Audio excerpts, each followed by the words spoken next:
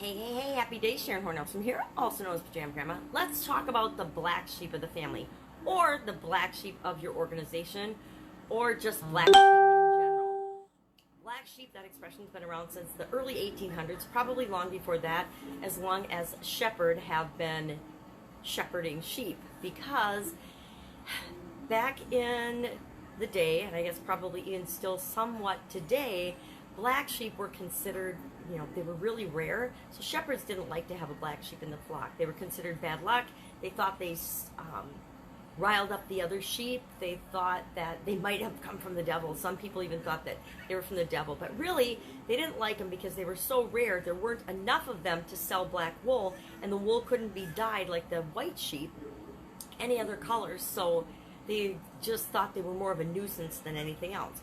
Well, that's kind of how we look upon black sheep now. Black sheep of the family, black sheep of the church, black sheep of any organization, of our own businesses, is usually the least admirable, the troublemaker, the one that's the most different, the one that is maybe a disgraced member of a group or your family.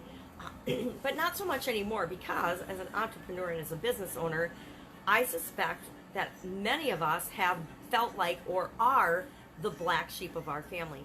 Not because we're disgraceful or we've done anything bad, but because we're different than our families are.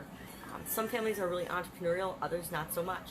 I was actually the black sheep of the family for a long time because I was in corporate America. I was the only one that had a traditional job in my family.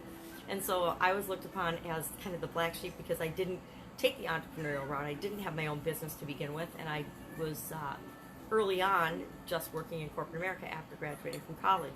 And that was considered, different. It wasn't bad, it was fine, but it was different than the rest of my family.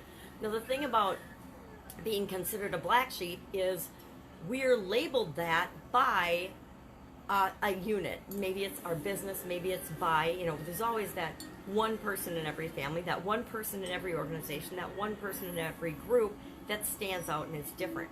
Now, it doesn't have to be in a bad way. A lot of times we stand out and are different because we think differently than other people. That's why we start businesses. That's why we want to build our business, because we don't think like everyone else. And that sometimes is lonely. Sometimes it makes us feel like an outcast. Sometimes it makes us wonder what the heck's wrong with us. But really, there's nothing wrong with us. It's just that we're different and we want different things than other people do. Sometimes that makes you a black sheep. Sometimes that just makes you different. Some people would say it's better or worse, but then again, remember, everything is relative. Beauty is in the eye of the beholder. Black sheep is in the eye of the people that are calling you a black sheep. But are you really? Probably not. Maybe you're a unicorn. You never know. So I love this expression, black sheep of the family. In some ways, I'm definitely still the black sheep of my family. And in other ways, I'm sure all of my other siblings feel like that they're, in one way, shape, or another, the outcast or the one that's different or the black sheep of the family. Sometimes black sheep are defined by their behaviors, but I say a lot of times they're just defined by the group because they stand out and are different.